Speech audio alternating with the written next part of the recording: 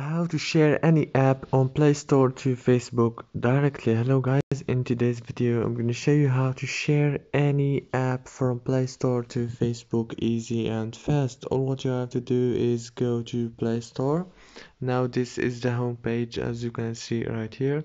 Now choose the app that you want to share. For example, I'm gonna choose this app.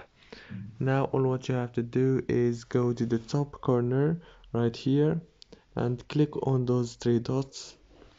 Now click share and choose Facebook right here. If you didn't find it, just swipe right like this until you find it.